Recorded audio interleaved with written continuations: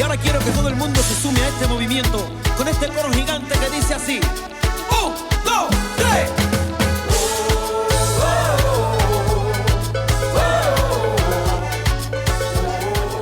Movimiento Nacional por la Esperanza te quiere invitar a formar parte de esta gran comunidad digital, en donde compartimos las asambleas virtuales semanales, así como el panorama político-electoral nacional e internacional. Para informarte de todo, lo único que tienes que hacer es seguir nuestras redes sociales, desde tu celular, tablet o computadora, con estos sencillos pasos. Ingresa a la plataforma de YouTube y en la barra del buscador escribe René Bejarano Martínez, y así de fácil encontrarás nuestro canal. Una vez ahí, solo tienes que dar clic en el botón rojo que dice suscribirse, y listo, ya eres parte de esta comunidad. Y recuerda activar la campanita en la opción que dice todas para que te llegue un aviso cada vez que subamos un nuevo video. Así de fácil, juntos estaremos construyendo esperanza por el buen vivir. Movimiento Nacional por la Esperanza.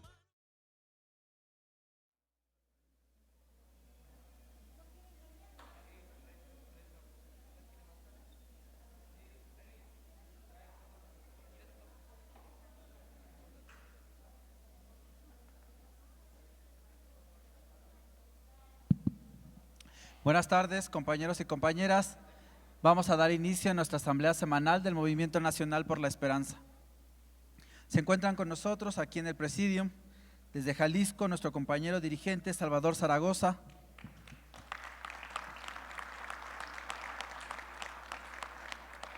Nos acompaña desde Sinaloa nuestro compañero Huasca Torres. Desde el municipio de Mocorito, Sinaloa, nuestro compañero Claudio López Camacho. Nos acompaña también nuestra compañera Andrea Recendis.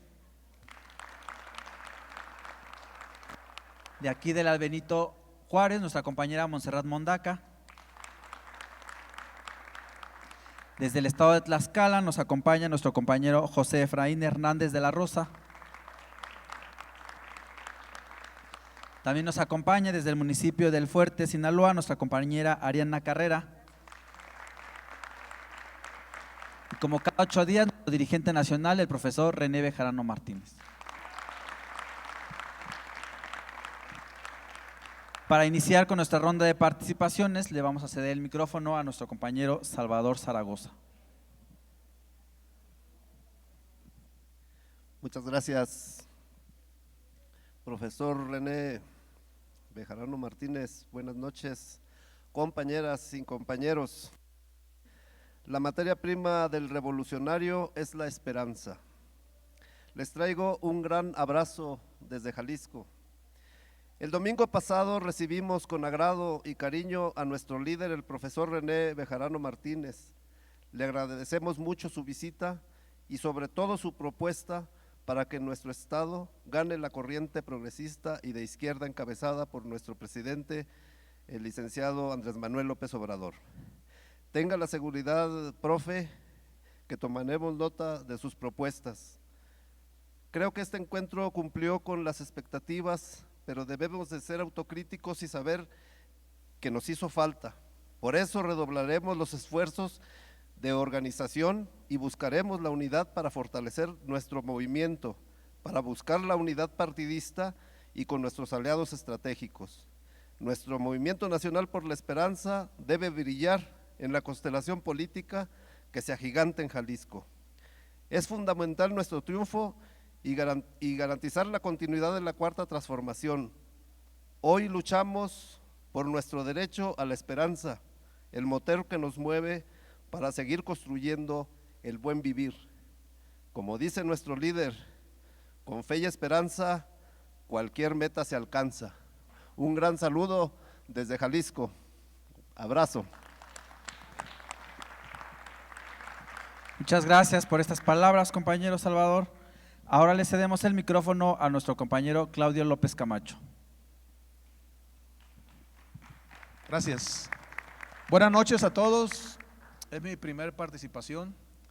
Le agradezco mucho al profesor René Bejarano porque me ha recibido con los brazos abiertos y con la palabra del lema más importante, con mucha fe y con mucha esperanza. Por eso vengo desde una sindicatura muy importante que se llama Pericos Mocorito, municipio mágico en Sinaloa. Ahí tienen ustedes su casa. Estoy aquí para seguir impulsando en Sinaloa y sobre todo en el municipio de Mocorito este gran movimiento nacional por la esperanza. Nos encanta los reglamentos que hemos leído, los estatutos, los principios, porque precisamente tenemos que mantener en el pueblo mexicano la esperanza. Y coincidentemente, hoy cuando venía en el avión, una maestra que tiene un problema serio, fue mi subdirectora, yo soy director de una secundaria en Sinaloa, me puso un mensaje que le urgía un recurso que existe por ahí en un organismo que se llama ISTESIN en Sinaloa, que es un fondo de vivienda, porque tiene un problema en una pierna, tiene muchos problemas de varices. Y le dije, maestra, usted no pierda la fe y la esperanza. Y me dijo, no, nunca la he perdido, por eso usted me va a seguir ayudando. Y vamos a seguir ayudando a mucha gente como siempre lo hemos hecho en Sinaloa. Gracias a todos los presentes por recibirme, gracias a Huáscar Torres por invitarme, gracias a la compañera también de Pueblo Mágico de Sinaloa del Fuerte y a todos los que están acá al frente, igual a ustedes.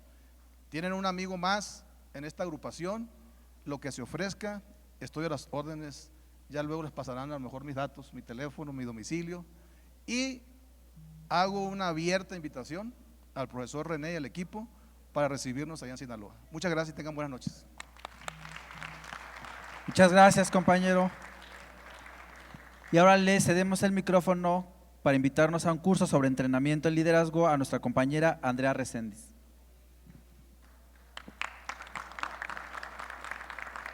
Hola, ¿qué tal? Buenas tardes.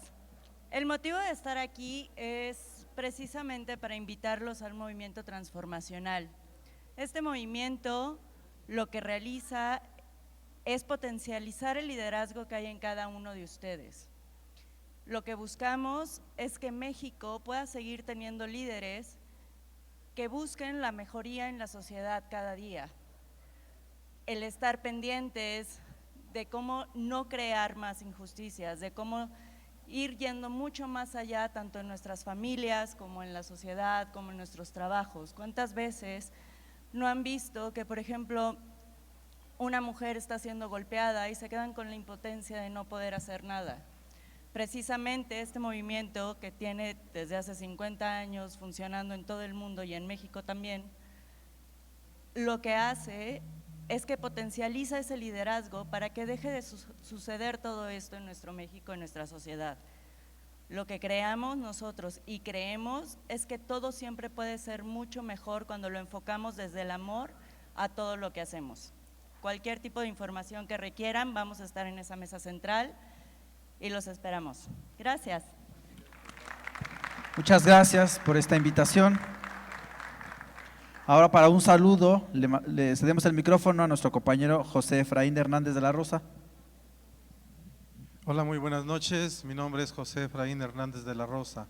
Quiero saludar con mucho aprecio y afecto al profesor René Juvenal Martínez, Bejarano Martínez, y que a través de su conducto le haga también llegar un saludo a nuestra líder, la profesora Dolores Padierna Luna.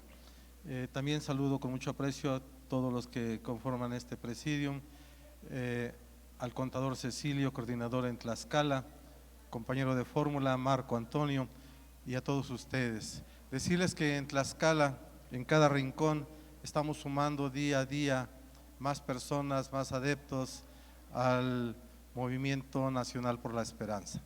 ¿Sí? Decirles que en el Distrito 6, que lo compone Santorum, Yauquemecan, Españita, San Lucas Tecopilco y con un municipio en Iztacuistla, también estamos sumando día a día, maestro, más adeptos a este gran movimiento. Muchas gracias, muy buenas noches tengan todos ustedes. Muchas gracias, compañero José Efraín. Ahora le cedemos el micrófono a nuestra compañera Montserrat Mondaca. Muchas gracias, compañeras y compañeros. Pues informarles que está llevándose a cabo el cuarto informe de gobierno de la jefa de gobierno, la doctora Claudia Sheinbaum Pardo. El día de ayer se realizó un importante evento en el Auditorio Nacional que tuvo la asistencia de más de 10,000 personas. Y en este ejercicio de rendición de cuentas es muy importante la participación de la ciudadanía y que se conozca de primera voz los resultados y los logros que ha tenido este gobierno de la Cuarta Transformación en la Ciudad de México. Por ello es que la doctora Claudia Sheinbaum ha iniciado una serie de visitas a las 16 alcaldías de la Ciudad de México para compartir de manera cercana y directa con la población estos resultados a 4 años del inicio de su gobierno.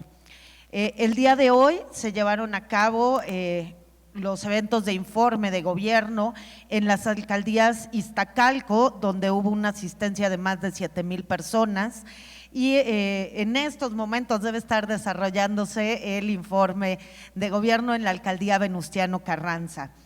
El día de mañana a las 4 de la tarde se realizará en la explanada de la alcaldía Magdalena Contreras y a las 7 de la noche nos acompañará aquí en la alcaldía Benito Juárez, en el parque de la colonia Álamos, para dar el informe de resultados. Ojalá podamos contar con su presencia de manera particular aquí en la alcaldía Benito Juárez. El día jueves 6 de octubre a las 4 de la tarde será el informe para la alcaldía Cuauhtémoc y este se realizará en la explanada del Monumento a la Revolución. El mismo jueves 6 de octubre a las 6 de la tarde, a las 7 de la noche, estará en la explanada de la alcaldía Gustavo Amadero. El día sábado 8 de octubre estará a las 10 de la mañana en Coyoacán, igual en la explanada de la alcaldía, y a las 1 de la tarde en la alcaldía Tlalpan, en el Parque Central. El domingo 9 de octubre a las 10 de la mañana estará en el Parque Cañitas de la alcaldía Miguel Hidalgo y a la 1 de la tarde en la explanada de la alcaldía Azcapotzalco. Para el lunes 10 de octubre a las 4 de la tarde visitará Milpalta y a las 7 de la noche Xochimilco. El martes 11 de octubre a las 4 de la tarde estará en la explanada de Coajimalpa y a las 7 de la noche en la alcaldía Álvaro Obregón. Para finalizar, el día viernes 14 de octubre a las 4 de la tarde en Tláhuac y a las 7 de la noche en Iztapalapa.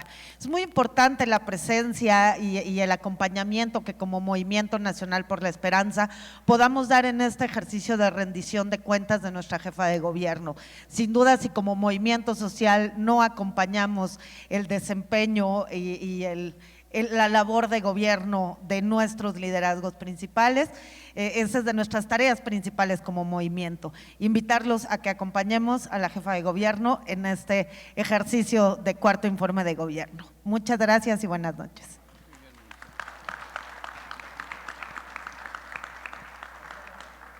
Bueno, me autopresento, ahora que Miguel no me ha presentado. Muchas gracias, Monse, y recuerden mañana a las 7 en el Parque Álamos, los de la Benito Juárez, ahí nos vemos. Enviarle un cordial saludo a nuestro compañero Fernando Fernández, quien está aquí presente, viene desde Tlalpujahua, Michoacán. Un gran aplauso. Y ahora sí, le cedemos el micrófono a nuestro dirigente nacional, al profesor René Bejarano Martínez. Buenas noches, compañeras, compañeros. Les quiero comentar que les vamos a mandar a los chats del movimiento en cada estado la invitación al curso de entrenamiento para líderes y con los datos de la compañera Andrea Reséndez y de la compañera Valeria, para quienes se interesen ya pongan su comunicación directamente y las fechas y todo lo que hay que cumplir para esa tarea. Y una pequeña corrección: el evento de mañana en la Magdalena Contreras es a las 4 de la tarde, no a las 6, porque no le daría tiempo a Claudia de estar en Contreras y llegar a las 7 a la Benito Juárez. Entonces, en Contreras es a las 4 de la tarde. Hoy estamos en la asamblea semanal del movimiento, como hace muchos años, en esta ocasión correspondiente al martes 4 de octubre del año 2022. Agradezco a las y los integrantes del Presidium, de diversas entidades de Sinaloa, de la Ciudad de México, de Michoacán, de la hermana República de Michoacán, de Jalisco, de Tlaxcala, así como a las y los compañeros presentes también de diversas entidades que como cada semana nos acompañan. Y saludo a todas las personas que en vivo se han conectado o se están conectando a la transmisión que hacemos a través de las redes sociales, y también a los que a lo largo de la semana nos van a ver y oír para escuchar esta información. Los temas que vamos a abordar ahora son los siguientes. En primero, como lo hemos venido haciendo, es el tema del COVID. Se da el nivel más bajo de transmisión de COVID-19. En este momento la situación de la incidencia de casos es comparable con las 2 o 3 primeras semanas de la epidemia, es decir, el punto mínimo que hemos tenido después de su inicio. Van 3 meses con reducción y en el nivel más bajo que hemos tenido de transmisión de la epidemia, según lo declaró el subsecretario López-Gatell.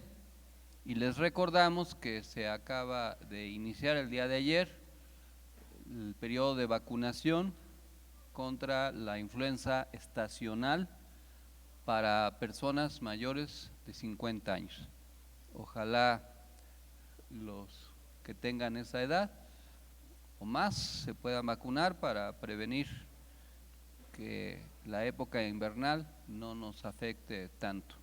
Sobre todo los mayores de 50 años que tuvieron COVID y pudieran tener secuelas. Es necesario que se vacunen para prevenir que la influenza no les vulnere más su sistema inmunológico. El segundo tema de la semana importante fue el ataque cibernético y robo de información a la Secretaría de la Defensa Nacional. La noche del jueves 29 de septiembre fueron difundidos varios documentos de la Secretaría de la Defensa Nacional obtenidos por un grupo de hackers autollamados Guacamaya y compartidos por Latinus. La información hackeada es una filtración de 6 terabytes de información de decenas de miles de correos alojados en los servidores de la Sedena, archivos que datan del año 2016 hasta septiembre de este año. Esto incluye, por ejemplo, comunicaciones entre el secretario de la Defensa Nacional, Luis Crescencio Sandoval, y Rafael Ojeda Durán, titular de la Secretaría de Marina, además de contratos vinculados al Tren Maya y al aeropuerto de Tulum. Los documentos revelaron que el presidente Andrés Manuel ha sido hospitalizado de emergencia en varias ocasiones.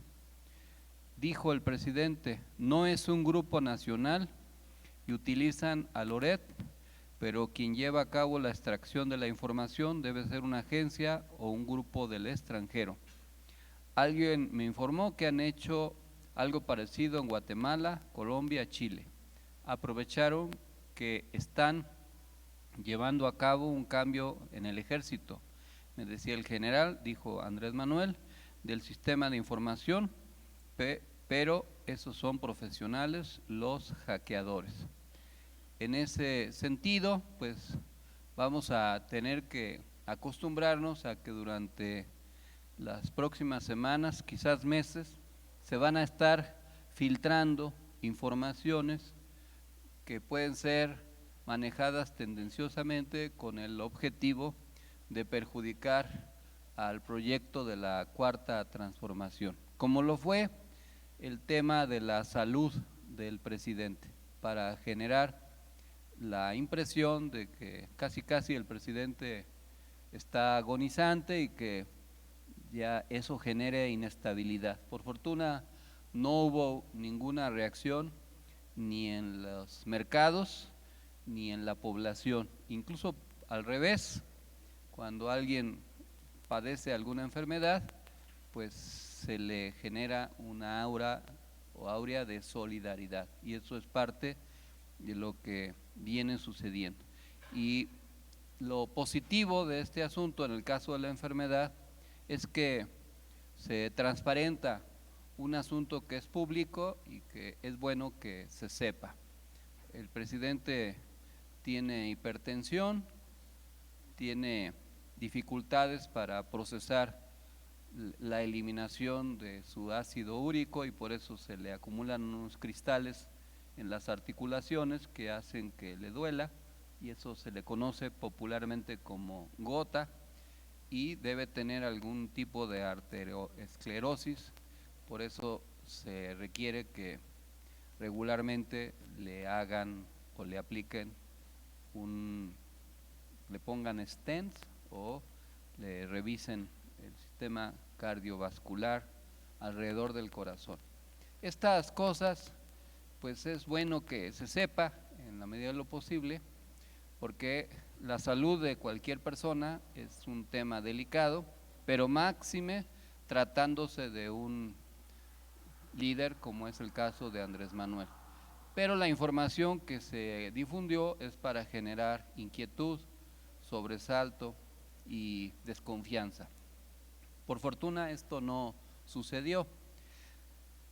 Se le entregó a Aristegui Noticias también copia, no sé si total o parcial, de lo hackeado, pero ella decidió no dar a conocer porque en esa información hay datos relevantes de investigaciones en contra de la delincuencia que pudieran poner en peligro la vida de algunas de las personas.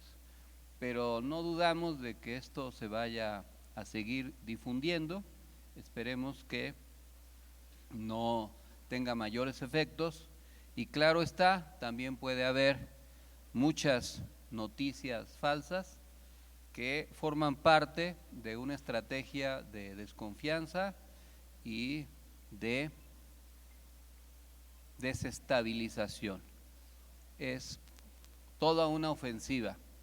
No sabemos todavía el contenido de un libelo que va a publicarse durante estos 15 días, titulado El Rey del Cash, que es de autoría de la ex esposa de César Yáñez, Elena Chávez, y donde probablemente haya una serie de acusaciones de diverso tipo y también muy probablemente difíciles de comprobar, pero lo que menos le interesa a los adversarios es que la información sea cierta y se pueda comprobar, sino que se difunda para generar desconfianza y desestabilización. Ahora que comentemos el proceso que se está viviendo en Brasil, vamos a hacer la comparación de lo que pasó en Brasil en los últimos años y cómo hay similitudes con algunas de las cosas que pudieran estar pasando en México, razón por la cual no debemos confiarnos, tenemos que estar atentos a lo que está sucediendo. Me da mucho gusto, veo desde aquí a Librado Tarango, nuestro compañero líder en la hermana República de Chihuahua, como dicen allá. Bienvenido, Librado. Por otra parte, acerca del programa Pegasus, periodistas y defensores de derechos humanos, junto con medios de comunicación y organizaciones de la sociedad civil, exigieron al gobierno federal la creación de un mecanismo independiente e internacional que permita garantizar la verdad, la justicia y la impunidad alrededor de los casos de espionaje en administraciones pasadas y posiblemente durante el gobierno del presidente Andrés Manuel López Obrador. Al respecto, el presidente dijo: he estado leyendo sobre esta denuncia y no hay elementos. No tendríamos por qué, además de ser indebido, contrario a nuestros principios, nuestras convicciones, nosotros que hemos sido espiados, perseguidos durante años, no podríamos hacer lo mismo. Lo que sí existe es lo que en la ley está, es que los organismos que combaten a la delincuencia organizada sí tienen facultades para intervenir comunicaciones de los grupos o los líderes de este tipo de cárteles, y eso pues evidentemente tiene que seguirse haciendo. Otro tema importante de la semana fue que el grupo independiente de especialistas acerca de la masacre en Iguala o la desaparición forzada presentó su cuarto informe acerca de lo sucedido en Ayotzinapa. En su cuarto informe público, el grupo interdisciplinario de expertos independientes para el caso Ayotzinapa hizo un balance sobre las peticiones y diligencias que ha solicitado, el nivel de cumplimiento y lo que aún está pendiente. Las recomendaciones en el momento actual son las siguientes: mecanismo de seguimiento del caso, la situación actual del caso y el fin del mandato del GIEI muestra la necesidad de contar con un mecanismo que genere confianza y apoyo al proceso de los familiares, un mecanismo periódico de evaluación y monitoreo. Fortalecimiento de la unidad especial dedicada al respecto, que revierte el proceso de deterioro, cuestionamiento y falta de apoyo institucional alrededor de la Fiscalía. El nombramiento de nuevos responsables debe ser acordado con familiares y representantes. Los intentos de intervención deben ser acabados, dejando a la unidad que trabaje con la confianza y profesionalidad e independencia. Nuevo acuerdo sobre el papel de la COBAG y reglas en la relación a familiares y representantes. Se necesita una evaluación de los problemas que se han dado, su escasa convocatoria y su papel en la actualidad en un contexto de eventual salida del GIEI y de las implicaciones de las conclusiones del informe presentado. En este mismo contexto, se comentó durante la semana que 5 militares involucrados en el informe Ayotzinapa y que fue presentado por la Comisión de la Verdad para el caso Ayotzinapa, que esos 5 militares están vinculados en la desaparición de los 43 normalistas y no 20 como se había dado a conocer. Las Fuerzas Armadas, dijo el presidente, están muy conscientes que no se puede encubrir a quien comete un delito, porque eso en lugar de fortalecer a esa institución la debilita, y es una institución fundamental. Por eso hicieron mal de no actuar cuando sucedieron los hechos. Se encubre si no se dice la verdad y se presta al golpeteo a la institución y se aprovechan todos, hasta los extranjeros. Y esta denuncia de la vinculación de mandos militares con los grupos delictivos pues se hicieron en diversos momentos. El entonces presidente municipal, José Luis Abarca, y su familia son propietarios de un lugar que se llama Plaza Tamarindos, ahí en Iguala, que es un centro comercial. Y contra toda normatividad, el ejército desincorporó una parte de un terreno propiedad del ejército para entregársela a José Luis Abarca para que ampliara su plaza comercial. Todo esto mucho antes de los sucesos de hace 8 años. Esto demostraba la complicidad, la relación, la connivencia de mandos del ejército con este personaje que siempre fue señalado de tener presuntos vínculos con los grupos delictivos locales hasta que pues fue evidente esta situación. En otro tema se anunció que hay un grupo de empresas que deben al sistema de administración tributaria 100,000 millones de pesos. El SAT entregó una lista de 20 o 30 empresas nacionales y extranjeras que deben en conjunto al menos 100,000 millones de pesos en impuestos al país. Los sectores a los que pertenecen, la mayoría de las corporaciones en deuda, son el económico y financiero, es decir, los bancos. Esta semana también se dio la resolución electoral en Tamaulipas, con una mayoría de votos. Al final, pues fue por unanimidad, si no mal recuerdo, en la Sala Superior del Tribunal Electoral del Poder Judicial de la Federación, se ratificó la elección como gobernador electo de Tamaulipas de Américo Villarreal Anaya por parte del Movimiento Regeneración Nacional Morena.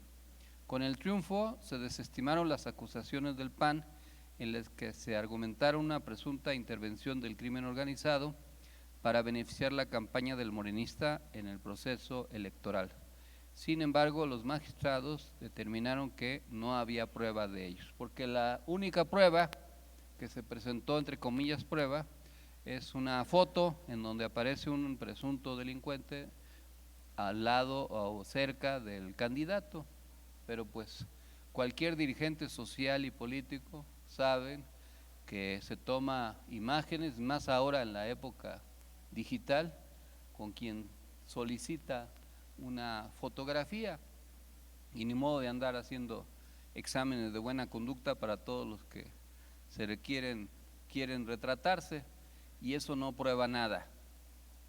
Cualquiera se puede retratar con quien sea en esta época, y más tratándose de candidatos, pero se generó toda una historia que buscaba anular el triunfo del gobernador, ya ahora en funciones, lo cual no sucedió. Claro que hubo una resistencia muy fuerte en el caso de Tamaulipas, porque un sector importante de lo que fue el calderonismo se había refugiado al interior del gobierno de Cabeza de Vaca, y también porque el propio Cabeza de Vaca, como saben, está señalado de tener nexos y complicidades diversas vinculadas a actos indebidos o ilegales, y la resistencia a entregar el poder pues también tendría que ver con eso. Ya veremos las próximas semanas cómo evoluciona, o meses, este asunto. Con respecto al ejercicio participativo acerca de la Guardia Nacional, con respecto al planteamiento de que sean los mexicanos y mexicanas quienes determinen si los militares regresan a sus cuarteles en marzo del 2024 o se mantienen en las calles hasta el 2028, se informó que será el domingo 22 de enero, justo antes, una semana antes de la conmemoración de la muerte de Lamberto Quintero. Que aquí los sinaloenses sí saben a qué me refiero. Los demás del país pues igual no saben qué, pero es un corrido que habla de una persona que fue muerta el 28 de enero y se llamaba Lamberto Quintero. Bueno, el ejercicio no es vinculatorio ni es una consulta popular. Se buscarán instalar al menos un punto receptor en cada una de las 68,000 secciones electorales. Se podrá votar vía electrónica en la página de la Secretaría de Gobernación, y se anunció que habrá una reunión el próximo 4 de octubre, hoy, con gobernadores y la jefa de gobierno, donde se les invitará a coadyuvar en la organización del proceso y se les presentará al Comité Ciudadano. Seguro nos enteraremos de esto más tarde, y también nos enteraremos de el resultado del debate en el Senado acerca de las modificaciones al proyecto de dictamen para aprobar esta iniciativa, si alcanza la mayoría calificada y se envía la minuta correspondiente a la Cámara de Diputados. También se anunció que 8 de cada 10 mexicanos aprueban el desempeño de las Fuerzas Armadas. Ahí tienen la gráfica correspondiente. Como les decía, las comisiones de puntos constitucionales y de estudios legislativos aprobaron la minuta modificada que busca extender la participación de las Fuerzas Armadas en tareas de seguridad pública hasta el 2028. La votación final fue de 19 votos a favor, 10 en contra y una abstención, por lo que el tema se envió al Pleno del Senado, donde se buscará obtener una mayoría calificada. Si el dictamen es aprobado, deberá volver a la Cámara de Diputados. Entre los asuntos que se aceptaron para modificar la minuta que había enviado la Cámara de Diputados es que la obligación de presentar informes semestrales y comparecencias de secretarios ante los plenos de las cámaras, y un mecanismo de evaluación al desempeño como mecanismo de revisión, entre otras cuestiones, así como una ampliación presupuestal para la creación de los nuevos cuerpos policíacos, etcétera. En los temas internacionales, Corea del Norte disparó un misil balístico de alcance intermedio que sobrevoló Japón, en lo que supone una escalada en la serie récord de pruebas armamentistas realizadas por el país este año. En paralelo a esta escalada de pruebas del país de origen comunista, Seúl, Tokio y Washington han intensificado sus maniobras militares conjuntas cerca de Corea del Norte. El tema que vamos a comentar más ampliamente se refiere al resultado de la primera vuelta de elecciones presidenciales en Brasil.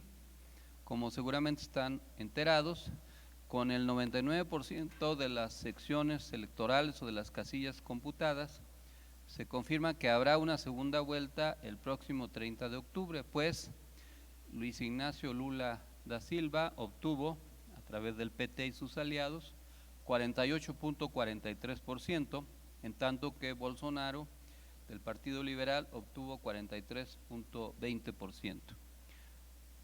Según los resultados, hay una diferencia de alrededor de 5 puntos, que pudiera parecer poco, pero por el tamaño de la población y el porcentaje de participación, que fue del 79%, son alrededor de 6 millones de votos la diferencia entre el primero y el segundo lugar, y Lula se quedó a 1.57 o 58 puntos para ahorrarse la segunda vuelta, es decir, muy poca la diferencia.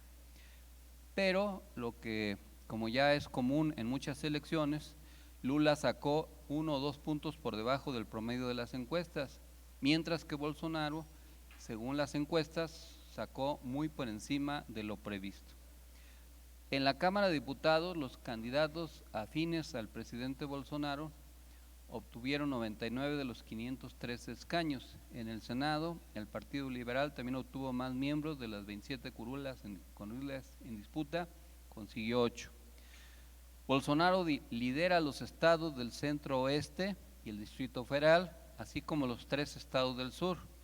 Lula aventaja en los 9 estados del nordeste. En el sudeste, Bolsonaro gana Sao Paulo, Río de Janeiro y Espíritu Santo, mientras que Lula tiene una pequeña ventaja en Minas Gerais.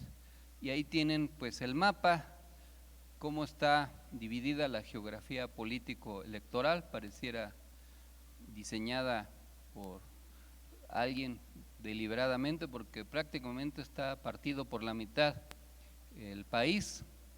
Hay una polarización, hay una división muy fuerte entre los dos bloques que se confrontaron, y están pues los porcentajes electorales en cada una de las entidades, las diferencias y lo que esto significa. Brasil pues es un país muy importante por su impacto económico, por su tamaño, por su población y por el efecto que puede tener en el resto del continente e incluso en el mundo. En Brasil hay una historia política diferente al de México. En 1964 gobernaba un líder progresista, 1964, que se llamaba João Goulart, que era un líder que buscaba combatir la pobreza, la desigualdad, la injusticia, que tenía una base de sustentación muy importante. Pero como sucedió en muchos países del continente, la CIA y los grupos de interés local propagaron un golpe de Estado en contra de João Goulart. Anunciaron que iban a generar un gobierno de transición de 1 año y se quedaron 20. Gobernaron el país durante 20 años hasta que, en el marco del regreso de los gobiernos a los mecanismos democráticos que se fue dando en el continente, al final volvieron a haber elecciones en Brasil. Sin embargo, por todo el predominio que se había generado, las faltas de libertades democráticas, no era posible tan fácilmente que la izquierda o las fuerzas progresistas llegaran al poder. Fueron gobiernos civiles los que llegaron al poder, pero vinculados al modelo neoliberal. Entre otros, Fernando Collor de Mello, propietario de una de las cadenas de televisión muy importantes en Brasil, llamada O Globo, y que eso influyó en el resultado electoral de aquellos años. Fue surgiendo en 1989 un liderazgo de un sindicalista llamado Luis Ignacio Lula da Silva, que encabezaba movilizaciones, paros, luchas de los trabajadores, y llamó a formar un partido, el Partido de los Trabajadores, el PT. También en esos años, el Lula, junto con otros líderes, señaladamente el ingeniero Cuauhtémoc Cárdenas, llamó a formar el Foro de Sao Paulo, llamado así porque se creó en Sao Paulo en 1991, si mal no recuerdo. El ingeniero Cárdenas, como saben, había ganado las elecciones en el 88 y le habían robado esa elección. Lula logró registrar su partido y compitió por primera vez para presidente con un discurso muy radical. Era un líder social radicalizado, un sindicalista, y para una sociedad como la brasileña y con las estrategias mediáticas de entonces, perdió las elecciones. Fue su primera incursión. Después, 4 años después, volvió a intentarlo, y aunque modernizó y moderó parte de su discurso, no fue suficiente y volvió a perder. Y como dicen en México, la tercera fue la vencida.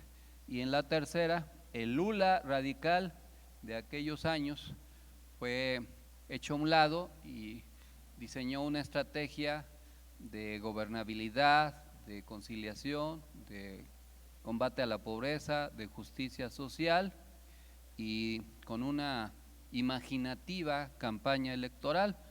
Quizás ustedes recuerden o hayan oído una canción, un estribillo que se baila al ritmo de samba, que es Lula la, y que tiene que ver con el mecanismo para hacer popular a Lula.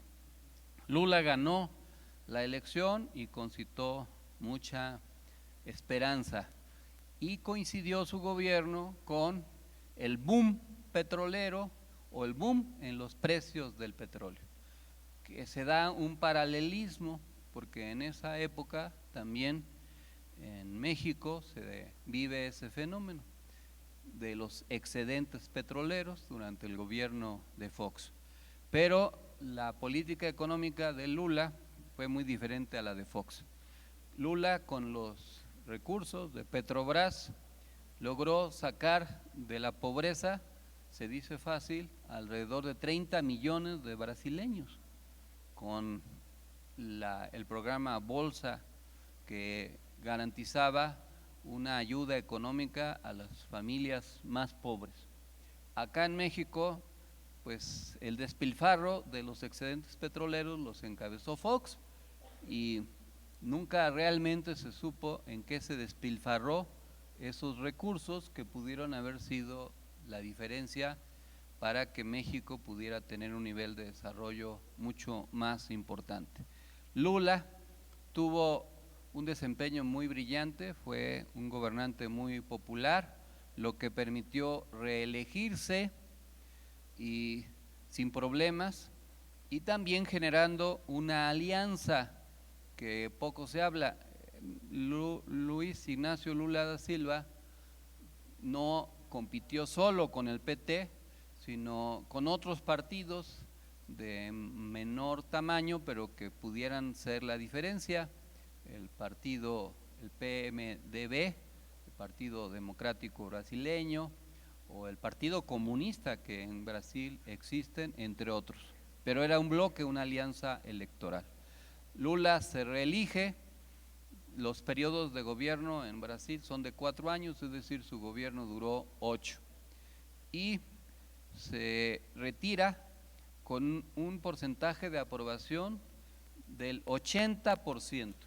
Esto pues también se dice fácil para cualquier gobernante después de 8 años de desempeño lograr un nivel de aprobación de ese tamaño, pues habla de los resultados de su gobierno. Por eso no había duda de que pudiera darse continuidad cuando se decidió postular a una mujer, a Dilma Rousseff, para la presidencia. Dilma había sido presa política, torturada durante la época de la dictadura y tenía pues amplias posibilidades de ganar.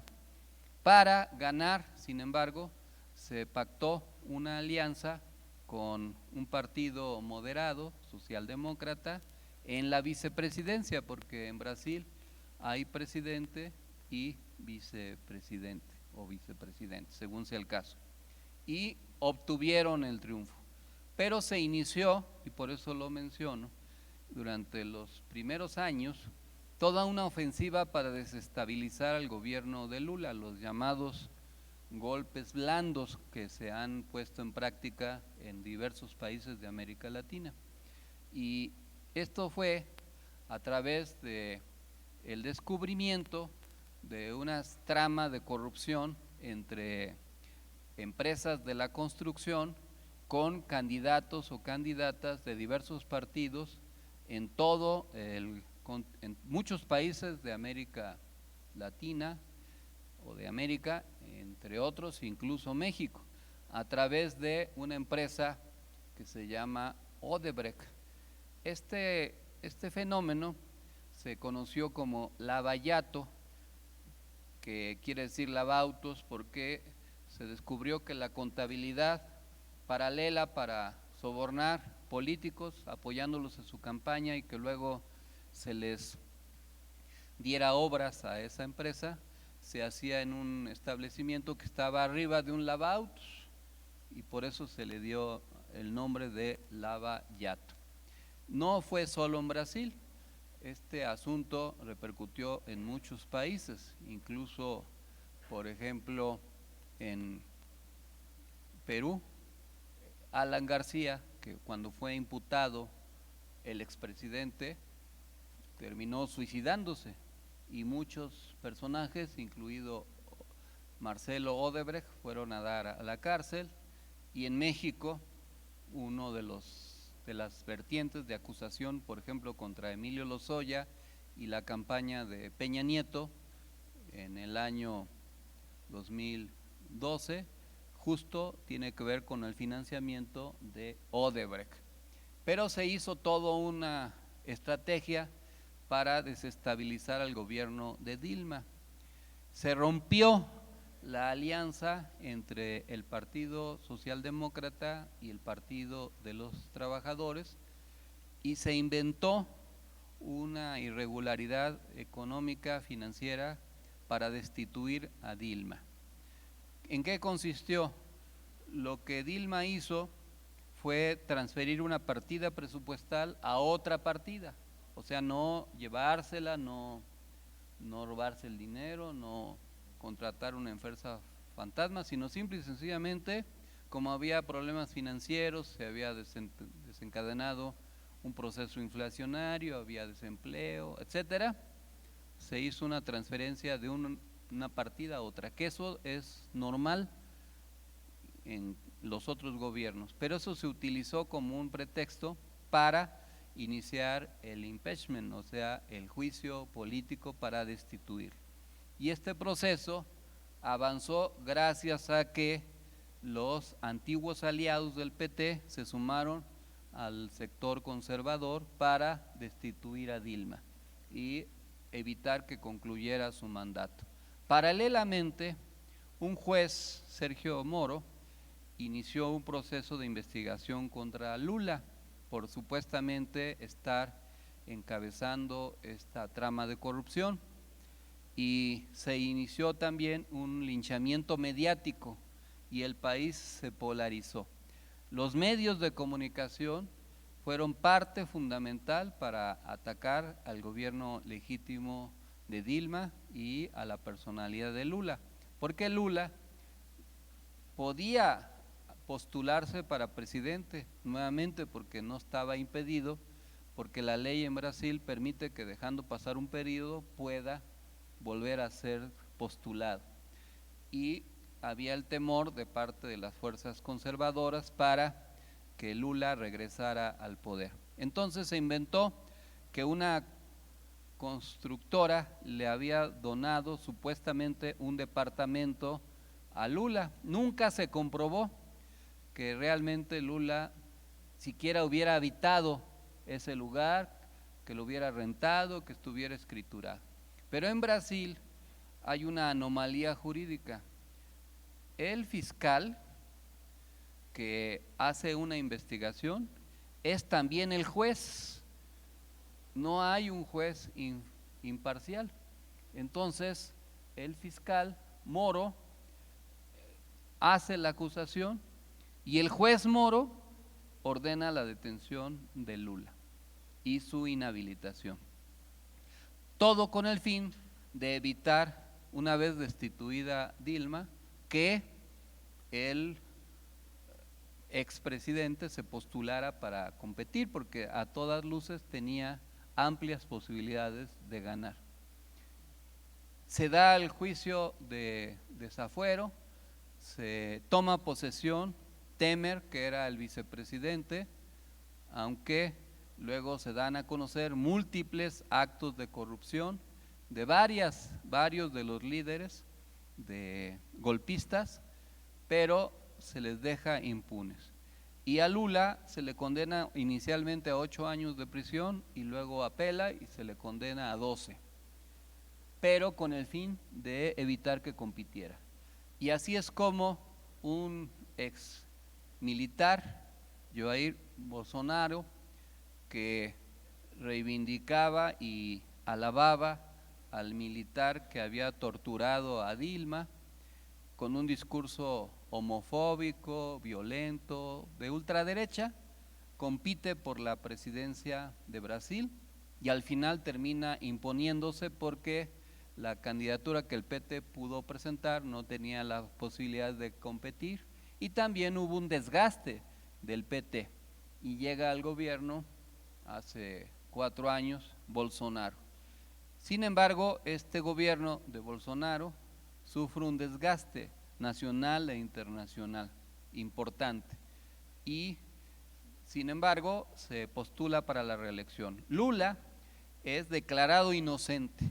Después de todo lo que se hizo, se comprobó su total inocencia y se comprobó la parcialidad del juez Moro, porque además el juez Moro, fiscal Moro, después fue ministro de Justicia del gobierno de Bolsonaro, donde se vio pues, obviamente la complicidad entre unos y otros. Los 4 años de balance del gobierno de Bolsonaro pues son muy negativos y se reflejaba en las tendencias electorales. Ahora, en la primera vuelta, pues hay una diferencia muy importante, son 5 puntos, que en números absolutos son 6 millones. Hay 8 millones de brasileños que votaron por otras 2 opciones, que pueden ser la diferencia. Sin embargo, los que conocemos de elecciones, normalmente sucede que las otras 2 opciones se reparten. A Lula solo le faltarían alrededor de 2 puntos para ganar en segunda vuelta.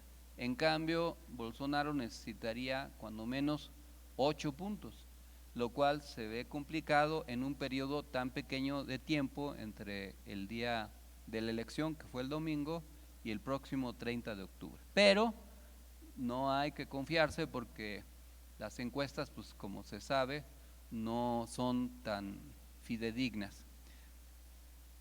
Hay indicios para pensar que Lula va a volver a ser presidente, lo cual sería muy importante porque se sumaría a los gobiernos progresistas que se han venido ganando a lo largo de los últimos años en toda América. Estamos hablando, como lo he dicho antes, de que ya sumando Cuba, México, Nicaragua, Honduras, Venezuela, Colombia, Bolivia, Argentina y Chile, pues sumando Brasil, ya solamente habría gobiernos de otro corte en Guatemala, en Belice, en Costa Rica, en Ecuador, en Uruguay y Paraguay.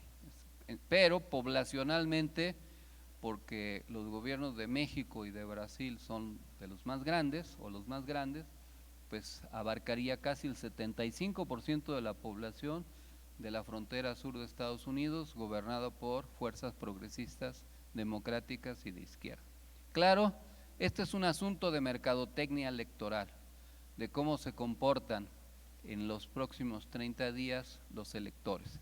Hay que tomar en cuenta que hay una sociedad polarizada, que como se ve en el mapa, en el geopolítico, pues el país está dividido entre dos opciones, que juegan en ello la lucha ideológica, que hay una fuerza que no es homogénea, pero sí dominantemente de derecha, de iglesias evangélicas, que en Brasil tiene una amplia penetración y que la mayor parte de ellas son simpatizantes de la derecha, que hay un componente racista, intolerante, sectario, como en México lo es las fuerzas conservadoras, y un discurso totalitario que pues es el que reproduce Bolsonaro. Es una especie de Trump brasileño que se está incubando algo parecido en Perú, ahora que ganó un personaje parecido en Lima, la alcaldía recientemente. Ya los estrategas electorales pues seguramente están buscando la manera de tejer alianzas, de atraer a los líderes que no pasaron a la segunda vuelta, de moderar los discursos. De un lado, Lula pues buscar encontrarse con sectores proclives a ellos, y obviamente Bolsonaro a lo mejor finge moderarse. Lo que va a definir pues es quién gana el centro político, es decir, la parte de los indecisos. Y hay que ver qué porcentaje de la población vota en segunda vuelta. En esta elección votó el 79%, en otras elecciones fue del 82%, es decir, que más o menos es la misma proporción, pero en segunda vuelta por la polarización puede ser que vayan a votar más, como en el caso de Colombia, la diferencia entre la primera y segunda vuelta hizo que muchos más fueran a votar. En este caso marcaron la diferencia para que ganara Petro, pero no habría que confiarse. Esperemos que Lula ratifique su ventaja y su triunfo, y que en el continente se sume un país más, el más grande poblacionalmente hablando, a los gobiernos progresistas. Ojalá así sea, pero es parte de lo que tenemos que estar analizando y aprender de otras experiencias. Esto que pasa con el hackeo, con el intento de desestabilizar a Andrés Manuel señalando que está enfermo, con el libro el libelo que se va a publicar, que supuestamente habla de recolecta de recursos para apoyar a Andrés Manuel, que no sabemos qué dice, pero lo imaginamos, y toda la campaña que las fuerzas conservadoras hacen en México forma parte de lo mismo. Claro, en México hay ventajas. Dilma batalló porque se le desestabilizó la economía, y eso también propició una ruptura de la alianza que tenía con un sector en el Parlamento, porque además había un vicepresidente de la otra fuerza. Es como si en México se desestabilizara la economía y, por decir algo, los del Verde y los del PT rompieran su alianza con Morena. Eso no se ve en el horizonte. Y que también masivamente los medios de comunicación y enderezaran una ofensiva en contra de la Cuarta Transformación. No se ve eso, pero no se puede descartar. Este tipo de poderes fácticos muchas veces se encuentran agazapados. Y una de las lecciones del proceso brasileño, incluso Lula lo llegó a decir, es que durante su gobierno no hubo una reforma de los medios de comunicación. Lo mismo dijo Correa en su tiempo, y lo mismo se puede decir de México. No ha habido una reforma de fondo de la manera en cómo operan los medios de comunicación. Son jeques mediáticos, poderes fácticos, que ahora están muchas veces en contra de la Cuarta Transformación, pero no descarada y totalmente. Pero si se presenta una coyuntura donde hay una crisis política, no duden de que estos poderes fácticos al final van a ser fieles a su origen. Acuérdense que el Tigre Azcárraga se declaró muchos años como un soldado del PRI, y que estos poderes crecieron al amparo del sistema de partido de Estado o fueron muy beneficiados por los gobiernos de la docena trágica del periodo de gobierno de Fox y de Calderón. ¿Qué nos queda a nosotros? Pues trabajar para consolidar la base social. Una parte del problema en Brasil es que se desgastó la figura de Dilma, y que una parte importante de los brasileños que fueron beneficiados por los gobiernos de Lula y de Dilma, finalmente no la apoyaron cuando se le destituyó. No hubo esa contundencia que pudiera haberse pensado. Y eso tiene que ver con el trabajo político e ideológico. Y en México no basta con entregar beneficios sociales, con hacer programas de ayuda a los adultos mayores o a las personas con discapacidad o a los jóvenes, o tener becas o programas de apoyo al campo, etcétera, etcétera. Eso está bien, pero debe ir acompañado de un trabajo político e ideológico.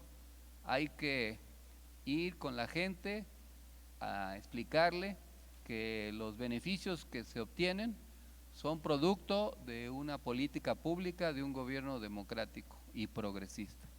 Y si no se hace, esa misma gente puede ser la que nos dé la espalda, como parcialmente sucedió aquí en la Ciudad de México. Y un ejemplo de la ineficiencia para capitalizar el trabajo político es el vigente aquí en Benito Juárez, que Montserrat conoce bien. Aquí en la Benito Juárez, federalmente hay 70,000 beneficiarios. En la elección para alcalde más reciente, la candidata obtuvo 50,000 votos.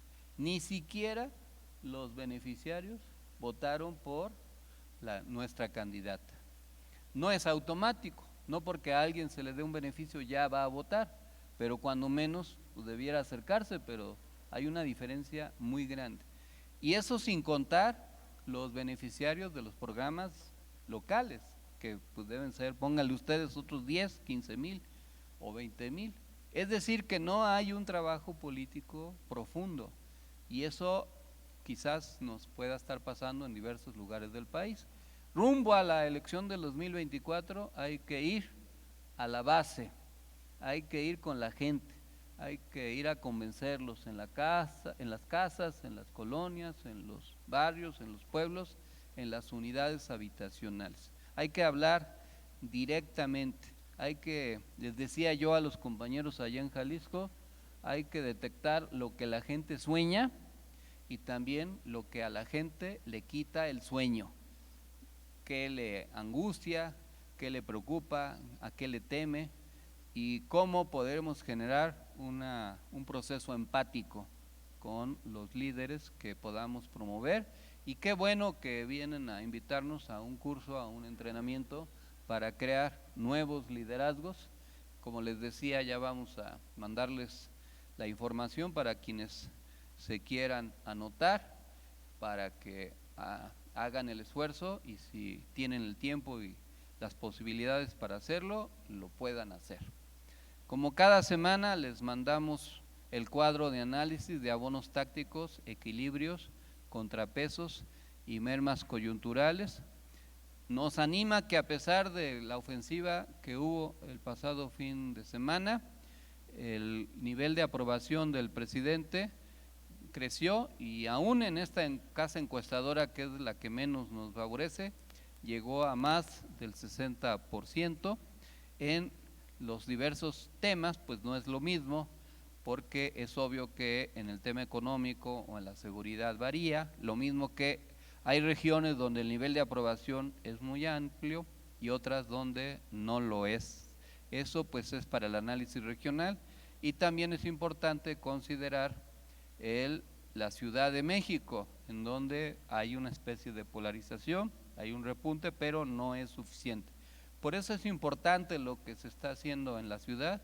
Qué bueno que la compañera Claudia presentó un informe muy bien sustentado el día de ayer y que va a recorrer las 16 de las alcaldías, porque hay mucha mala información acerca del desempeño de la 4T en la Ciudad de México. Nosotros no hemos dejado de trabajar. Este fin de semana me dio mucho gusto estar con las compañeras y compañeros de Tlalmanalco, allá en el Estado de México, para recordar los trágicos sucesos del hace 54 años, del 2 de octubre de 1968, y también para disfrutar la barbacoa y el pulque. Fuimos responsables de un borreguicidio, pero fue por una causa justificada. Y también estuvimos en Los Reyes La Paz con otro equipo. Nos dio mucho gusto estar por allá con un grupo de dirigentes. Este fin de semana estaremos en Jerécuaro, allá en Guanajuato, a partir de las 11 de la mañana para fortalecer el trabajo en la entidad, y vamos a empezar a visitar ya las alcaldías de la ciudad por regiones, así como otras entidades que ya tenemos consideradas. En el Estado de México vamos a hacer una asamblea estatal el 30 de octubre, tendremos una asamblea de la alcaldía Benito Juárez el 29 de octubre, el 5 de noviembre vamos a hacer una reunión regional entre Puebla y Tlaxcala, ahí en un salón cercano a la Volkswagen. Está programado un encuentro de jóvenes, vamos a ver si se confirma la fecha, depende, pero se tiene que programar. Y no olviden que tenemos una asamblea nacional el 17 de diciembre. En esa asamblea le vamos a tomar protesta a nuestros enlaces por distrito local, distrito federal, municipio, que sean líderes y quieran, aunque sea, ser regidores, síndicos, presidentes municipales, diputados locales, diputados federales, ya aunque sea senadores o de perdiz, gobernador o gobernadora, ya de perdiz, que se vayan preparando para generar organización, estructura, y también que se vayan dando a conocer positivamente, que la gente los conozca y los reconozca, porque hay muchas maneras de darse a conocer y esta tiene que ser positiva, que haya una buena posibilidad de ser apoyados. Tenemos una elección que no va a ser sencilla y las fuerzas conservadoras no están conformes. Ahora están parcialmente divididas, pero tenemos que suponer que se van a unir, y si les fallan todas sus intentonas golpistas, sus conspiraciones, van a ir con todo por recuperar el poder, y lo que puede hacer la diferencia es la preparación, la organización y la postulación de buenas candidatas y candidatos. Refrendemos el triunfo de las fuerzas progresistas que se está dando en el continente. En México, que las fuerzas progresistas vuelvan a ganar en el 2024 va a permitir la consolidación de la cuarta transformación, y ese es un compromiso que debemos asumir todas y todos. Y que el país y el continente siga avanzando a la izquierda, porque a la izquierda late el corazón. Muchas gracias, compañeras y compañeros. Buenas noches. Y para concluir nuestra asamblea semanal, nos ponemos